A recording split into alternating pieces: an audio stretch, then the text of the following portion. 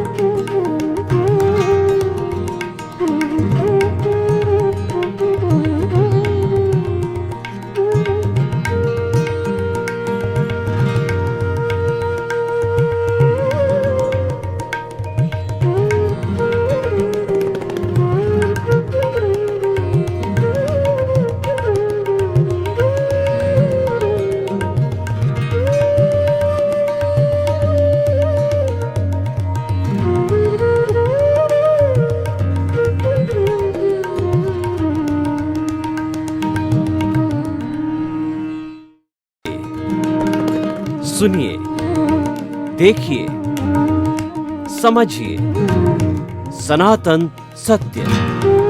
जैसी दृष्टि वैसी सृष्टि, दृष्टि विज्ञान। कुदरत, कुदरती रचना एवं कुदरत के कानून से शाश्वत सुख की प्राप्ति। जोधपुर के परम पूज्य महात्मा उपासक प्रोफेसर डॉक्टर सोहन राज तातेड़ के निर्देशन में सनातन सत्य। जैसी दृष्टि वैसी सृष्टि, दृष्टि विज्ञान।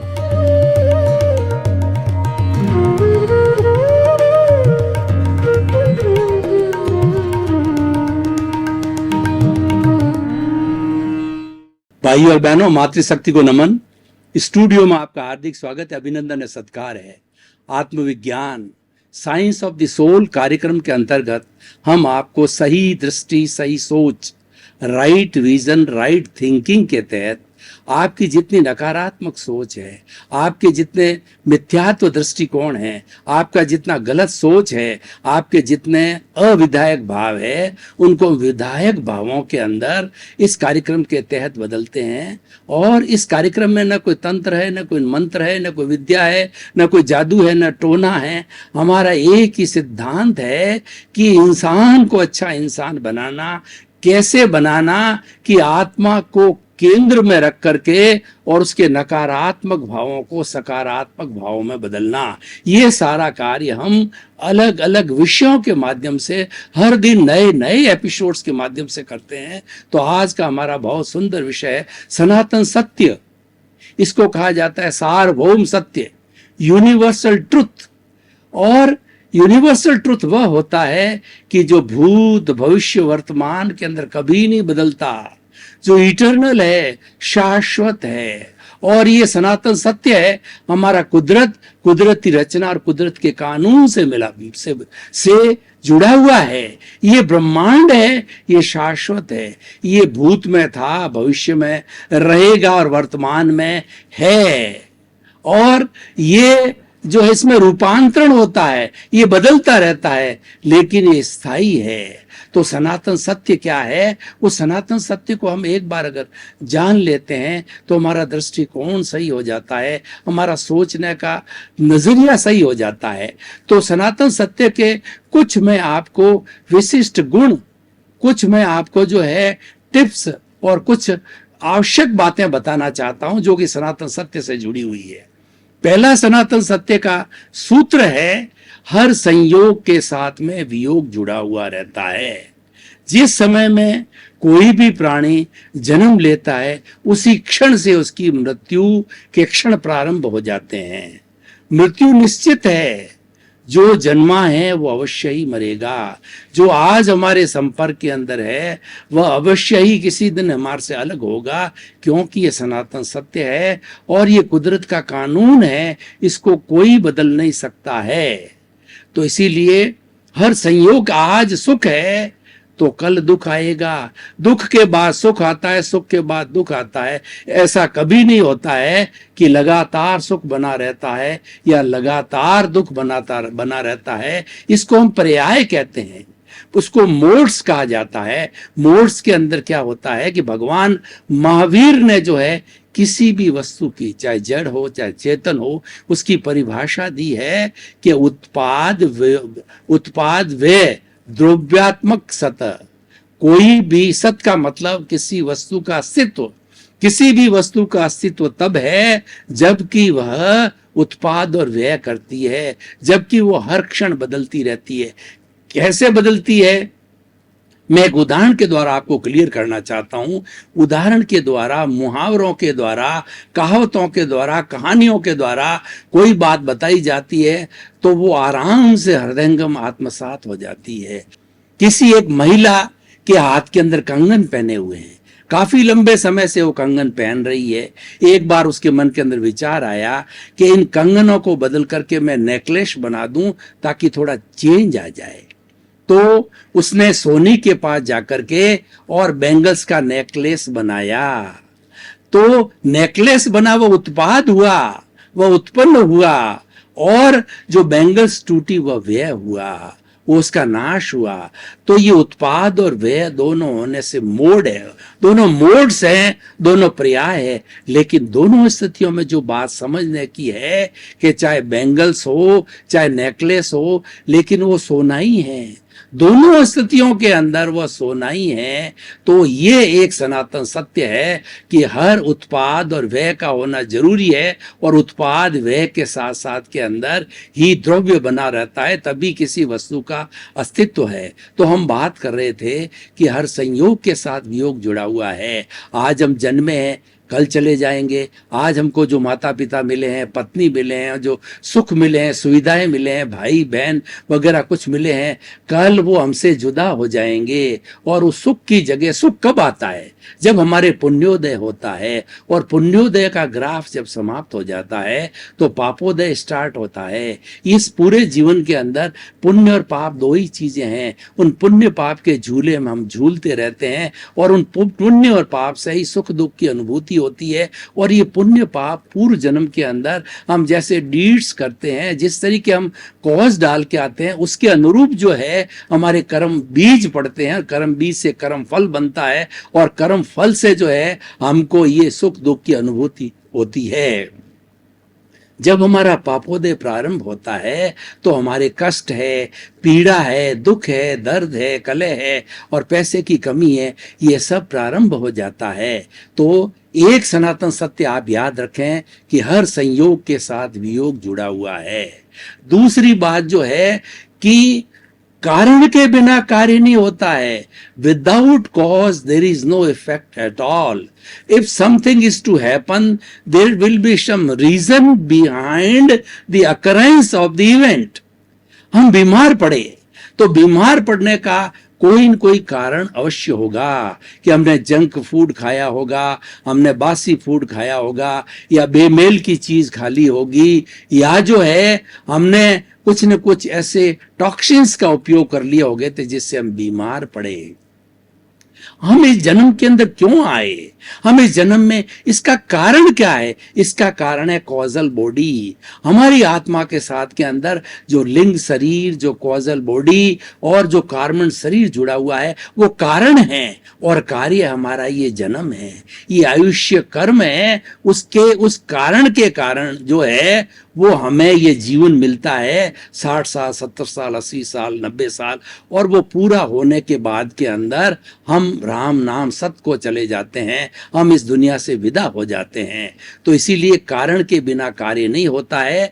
जो मिट्टी, जो हमारा घड़ा बनता है मिट्टी का, तो जो मिट्टी है, मिट्टी का जो लोच है, उस जो है चिकनी मिट्टी के लोच के कारण घड़ा बनता है और उसमें निमित्त होते हैं, कुम्हार होता है, चाक होता है, इत्यादि वगैरह है, वो सब निमित्त कारण होते हैं। लेकिन मुख्य उपादान कारण जो होता है वो मिट्टी होती है, उसके कारण जो है घड़ा बनता है। तो मिट्टी तो कारण है, उपादान कारण है, मुख्य कारण है, ओरिजिनल कारण है, और उसकी निष्पत्ति जो है घड़ा है। तो कारण के बिना कार्य कभी भी नहीं होता है। ये दूसरा शाश्वत सत्य है। तीसरा शाश्वत सत्य यह है कि ये पूरा ब्रह्मांड है, ये पूरा ब्रह्मांड जो है वो आपस में रिलेटिव दृष्टि से जुड़ा हुआ है और इसके अंदर 84 लाख जीवा योनियां भरण पोषण करती है और वो उनका रूपांतरण होता है। इस पूरी सृष्टि की कभी भी एनर्जी समाप्त नहीं होती है। आइंस्टीन ने ब्रह्मांड की एनर्जी के लिए सिद्धांत दिया, E = mc²। E है पूरे ब्रह्मांड की एनर्जी है, m है जो इसको जो पुद्गल द्रव्य है उसका जो मास है, और c² जो एक कांस्टेंट है। तो इसका अर्थ यह हुआ कि इस ब्रह्मांड के अंदर जितने भी जड़ और चेतन कार्य करते हैं, तो जो कोई भी एनर्जी होती है वह कांस्टेंट रहती है हर युग के अंदर, हर समय के अंदर। ये शाश्वत सत्य है, ये कुदरत का कानून है और ये कुदरत की रचना है। कुदरत के ऊपर कोई नहीं है, सबको जन्म देने वाली, सबका भरण पोषण करने वाली और सबको कार्य ऊर्जा देने वाली है। ये हमारी प्रकृति माँ, ये कुदरत है। इस कुदरत को हमें नमन करना चाहिए और कुदरत के ऊपर कोई नहीं है। कुदरत एक सार्वभौम सत्य है और एक सनातन सत्य है। तो हम बात कर रहे थे कि हमारे इस जो पूरे ब्रह्मांड की जो एनर्जी है उसमें मात्र रूपांतरण होता है। ठोस द्रव्य में बदल जाता है, द्रव्य गैस में बदल जाती है, गैस वाइब्रेशंस के अंदर बदल जाती है। मैं जो कुछ बोल रहा हूँ, एक एक शब्द इस ब्रह्मांड के अंदर हर क्षण मौजूद रहता है और उसका जो है उन वाइब्रेशंस का कन्वर्शन इलेक्ट्रोमैग्नेटिक वेव्स बन करके वो आपके पास टीवी के माध्यम से, रेडियो के माध्यम से, इंटरनेट के माध्यम से आप तक पहुँचती है। कम्युनिकेशन के जितने भी साधन हैं सब वो वाइब्रेशंस कन्वर्शन के साधन है। और जो लोग फिजिक्स को जिन्होंने पढ़ा है वो जानते हैं कि वेवलेंथ, फ्रीक्वेंसी और जो sinusoidal waves, cos theta, sine theta, यानी पूरा ब्रह्मांड एक रिलेटिव रूप में, एक परिंदा भी जब पर मारता है तो पूरा ब्रह्मांड प्रभावित होता है। हमको हालांकि पता नहीं चलता क्योंकि ब्रह्मांड बहुत बड़ा है, लेकिन उसका प्रभाव निश्चित रूप से आता है। तो ये सनातन सत्य है कि कुदरत रिलेटिव है, ब्रह्मांड रिलेटिव है, तो हमें कभी भी अपने आप को एब्सोल्यूट नहीं मानना चाहिए, निरपेक्ष नहीं मानना चाहिए कि मैं तो सब कुछ कर सकता हूँ, मेरे को दुनिया की किसी भी चीज़ की ज़रूरत नहीं है, मैं अपने आप अपना निर्वाह कर सकता हूँ। ये गलत है, क्योंकि मनुष्य एक सामाजिक प्राणी है और समाज तब बनता है जब व्यक्तियों के समूह को समाज कहा जाता है, जिसके अंदर एक परिवार उसकी इकाई होती है। परिवार के अंदर माता होते हैं, पिता होते हैं, और जो बेटा होता है, पति होता है, पत्नी होती है, सबका समूह बनकर के परिवार बनता है। उसके अंदर कोई ये व्यक्ति ये सोचता है कि मेरा किसी से कोई लेना देना नहीं है, मैं तो स्वयं अपना काम कर सकता हूँ, ये उसकी सोच गलत है, ये उसकी निरपेक्ष सोच है, ये उसका मिथ्यात्व है, और वह जो है वह कभी न कभी धोखा खाता है। इसलिए हमेशा हमें अपने आप को रिलेटिव मानना चाहिए, थ्योरी ऑफ रिलेटिविटी को मानना चाहिए। सब सापेक्ष है, किसी का परस्परोपग्रो जीवानाम की उत्पत्ति इससे हुई है कि हमको परस्पर एक दूसरे का सहयोग करना चाहिए। मैं आपको उदाहरण देना चाहता हूँ कि आप जो कपड़ा पहनते हैं, ये कपड़ा कहाँ से आया? क्या इस कपड़े को आपने बनाया? इस कपड़े को पैदा करने के लिए सबसे पहले कपास पैदा की गई, कपास पैदा करने के बाद उसकी धुनाई की गई है, फिर उसके पास में उसको काट करके और उसका रेशा बनाया गया है, और फिर रीड पीक करके जो है वो चाहे हैंडलूम हो, चाहे जो बड़ी जो है वो मशीनें हो, उनकी रीड और पीक की माध्यम से वो कपड़ा हमारे सामने आया और हम उस कपड़े को पहनते हैं। तो कितने लोगों के सहयोग से कपड़ा हमारे पास में आया। और आप जानते हो जो आप फूड ग्रेन्स खाते हैं, जो आप सब्जियां खाते हैं, फ्रूट्स खाते हैं, वो कितने लोगों के सहयोग के बाद में आप उसको परचेज करके लाते हैं। आप ये खाली आपने परचेज कर लिया तो ये जो है आपका मात्र कर्तापन है, ये आपका मिथ्यात्व है, और ये कर्तापन ही कर्म बंधन का कारण है। तो हम तीसरा एक शास्त्र सत्य ये लेते हैं कि कर्तापन से कर्म का बंधन होता है। कोई वस्तु अपने आप में बंधन नहीं है, कोई भी जो है वह धन दौलत बंधन नहीं है, पर उसके प्रति आसक्ति, उसके प्रति मैं और मेरा का भाव, मेरा घर, मेरा परिवार, मेरा धन, मेरा दौलत, मेरे भाई, मेरे बहन, और मेरा बैंक बैलेंस, मेरी फैक्ट्री है, ये जो आसक्ति है, जो मेरापन है, और ये मैंने किया, मैंने बच्चों को पढ़ाया, मैं इंजीनियर बना, मैं चार्टर्ड अकाउंटेंट बना, मैं वकील बना, मैं इतना बड़ा लेखक बना, और मैं बड़ा इतना ऑरेटर बना, ये सारी जो हमारी भावना मैं और मेरे से जुड़ी हुई है, यही संसार में भटकाने वाली है। और यही कर्तापन, ये जो है डूअरशिप और ऑनरशिप है, तो वो जो है हमारे कर्म बंधन का एक कारण है। तो यह भी एक सनातन सत्य है। तो भाइयों और बहनों, हम आपको बताना चाहते हैं ऐसे सनातन सत्य बहुत है। उन सनातन सत्य की जानकारी करने से हमको प्राप्ति क्या होगी? सनातन सत्य की हम जानकारी करते हैं तो कुदरत क्या है, कुदरत की रचना क्या है, और कुदरत का कानून क्या है, उसकी गहराई में मैं नहीं जाना चाहता हूँ। इन सब चीज़ों का हमें विवेचन होता है, और उन सब के विवेचन के बाद में सनातन सत्य, यूनिवर्सल ट्रुथ, सार्वभौम सत्य जो है, इटर्नल ट्रुथ हमको मिलता है। उससे हमको प्राप्ति क्या होती है? उसको हम सनातन सुख की प्राप्ति होती है, जिसको ब्लिस कहते हैं। और ये ब्लिस कोई बाहर की वस्तु नहीं है, ये ब्लिस है भीतर की वस्तु है। और ये ब्लिस आती है हमारे परम प्रभु परमात्मा ईश्वर भगवान जो हमारा आत्म स्वरूप है उसके साथ से जुड़ी हुई है। हमारी जो आत्मा है वो ज्ञाता है, वो दृष्टा है, वो जानने वाला है, वो देखने वाला है, वो अशरीरी है, वो अजन्मा है, वो अनंत ज्ञान वाला है, वो अनंत दर्शन वाला है, वो अनंत शक्ति वाला है, और वो अनंत सुख का धाम। ये सुख का धाम है, ये ब्लिस है। ये ब्लिस वह चीज है कि ऐसा शाश्वत सुख है कि उसके बाद कभी दुख नहीं आता है। लेकिन हमारे जीवन में क्या होता है कि हम सुख और दुख के पलड़े के अंदर झूलते रहते हैं। कभी सुख आया, फिर थोड़े समय के बाद में दुख आ जाता है। तो इस तरीके से सुख दुख के पलड़े के अंदर हम झूलते रहते हैं और हम बड़ी कठिनाई में आ जाते हैं। हम ये चिंतन करते हैं कि हमको शाश्वत सुख मिले, हमको स्वयं का मकान मिले। हमें किराए का मकान बार बार बदलना पड़ता है, फर्नीचर टूटता है, उसकी रिपेयरिंग करानी पड़ती है और हम डिस्टर्ब होते हैं। हमारे जीवन का जो तौर तरीका होता है हर मकान के अंदर अलग अलग हो जाता है। हम वो चाहते नहीं, हम चाहते हैं कि घर का मकान बने। घर का मकान एक स्थायित्व देता है। घर का मकान हमारी आत्मा है। ये जो शरीर है, ये देखिए कि ये सनातन सत्य क्या है कि ये शरीर है, ये पूर्व जन्म के कर्मों के भुगतान के लिए मिला है। और जो ही भुगतान पूरा हो गया, यानी हमारा आयुष्य कर्म पूरा होने के बाद के अंदर ये शरीर चला जाता है, क्योंकि ये जड़ है, ये अलग है। मैं अलग हूं, मैं तो शुद्ध आत्मा हूं। और शुद्ध आत्मा चेतन की अवस्था होती है, सुख की अवस्था होती है। इसको भेद विज्ञान कहा जाता है। हम दोनों पड़ोसी हैं, दोनों एक साथ रहते हैं, क्योंकि हम जन्म जन्मांतर से एक साथ जुड़े हुए हैं। जब तक कि हमारा ये कर्म शरीर जो है, जो हमारी कॉजल बॉडी लिंग शरीर है, शून्य नहीं हो जाता, ये जड़ तत्व बिल्कुल जब अलग नहीं हो जाता चेतना से, तब तक हमें ये सारे भुगतान करने पड़ेंगे। क्योंकि इस भुगतान का जो अर्निंग किया गया, वो सृजन हमने किया गया है।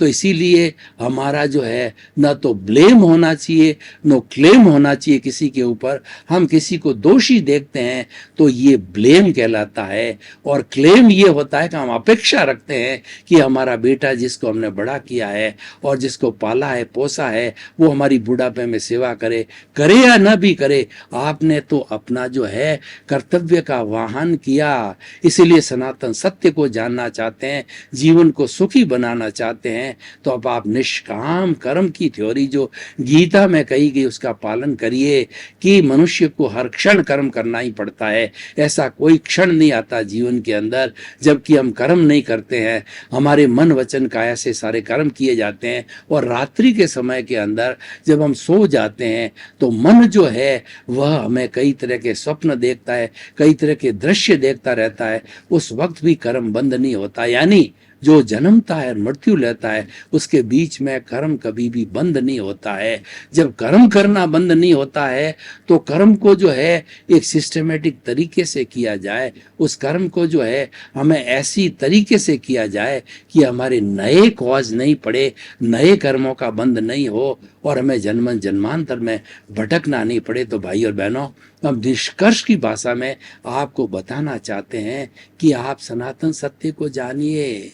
जब फंडामेंटल ट्रुथ हमको मालूम पड़ जाएगा, जब हमको यूनिवर्सल ट्रुथ मालूम पड़ेगा, जब हमें इटरनल चीज मिल जाएगी, जैसे हमें शाश्वत सत्य मिल जाएगा, तो सनातन सुख की प्राप्ति होगी। और वह प्राप्ति होने के बाद में कुछ भी करना शेष नहीं है। और मानव जीवन का जो हमारा चरमोत्कर्ष उद्देश्य है कि वो सनातन सत्य की प्राप्ति करे, यूनिवर्सल ट्रुथ की प्राप्ति करे। तो कुछ टिप्स मैंने आपको सनातन सत्य के बताए हैं।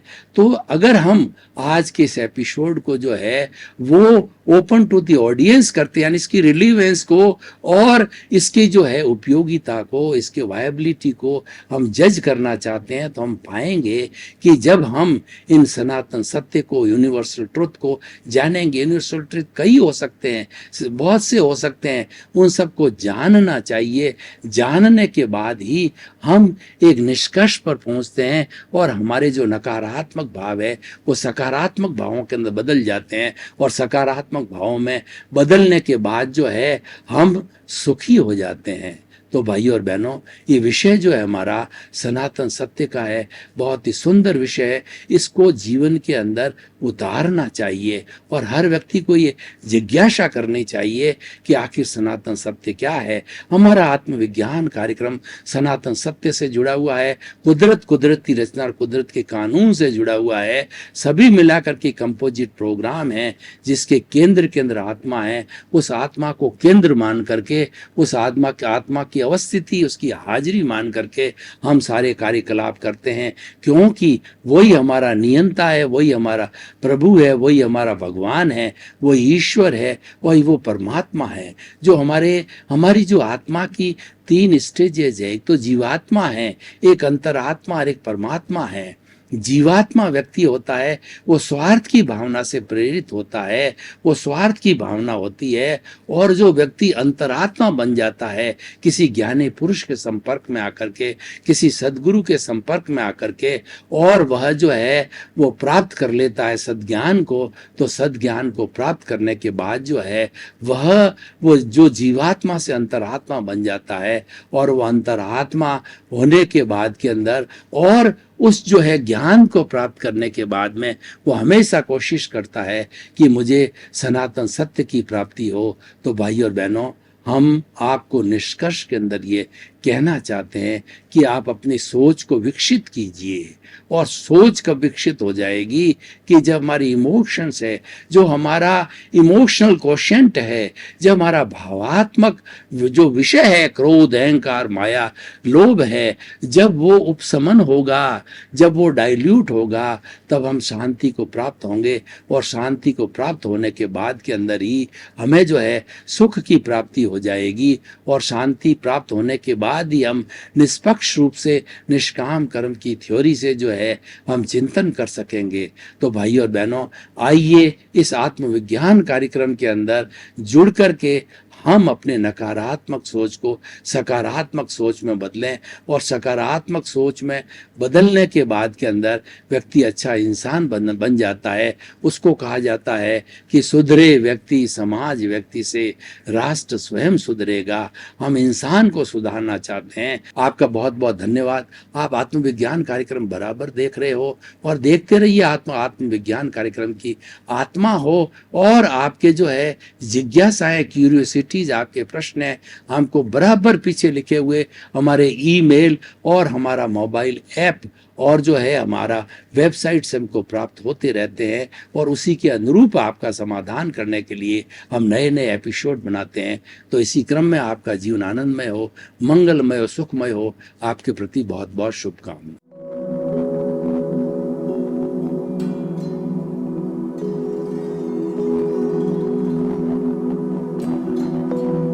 एक ऐसा अंतर्राष्ट्रीय ख्याति प्राप्त मानव जो गुरु प्रेरणा से पिछले 20 वर्षों से वानप्रस्थ जीवन जीते हुए 24 घंटे मानवता की सेवा में संलग्न है। एक ऐसा मानव जो अभी राष्ट्रीय, अंतर्राष्ट्रीय टीवी चैनलों पर 7,500 एपिसोड के माध्यम से सनातन सत्य, आत्मविज्ञान एवं पुनरुत्थान, व्यवहार एवं निश्चय जगत के जीवनोपयोगी विषयों पर हृदय स्पर्शी प्रवचन कर चुका है। उस मानव का नाम है महात्मा उपासक प्रोफेसर डॉक्टर सोहन राज तातेड़। प्रोफेसर तातेड़ द्वारा योग, दर्शन, शिक्षा विषयों पर रचित पीएचडी स्तर के 250 शोध ग्रंथ भारत के 100 प्रतिष्ठित विश्वविद्यालयों में शोधार्थी पढ़ रहे हैं तथा वे सभी शोध ग्रंथ वहां की सेंट्रल लाइब्रेरियों में उपलब्ध हैं। महात्मा सोहन राज ने अभी तक हजारों स्कूलों, कॉलेजों, विश्वविद्यालयों एवं संस्थाओं में सेमिनार, वर्कशॉप, कैंप लगाकर लाखों विद्यार्थियों को योग, दर्शन, शिक्षा का प्रशिक्षण देकर उन्हें सुसंस्कारित किया।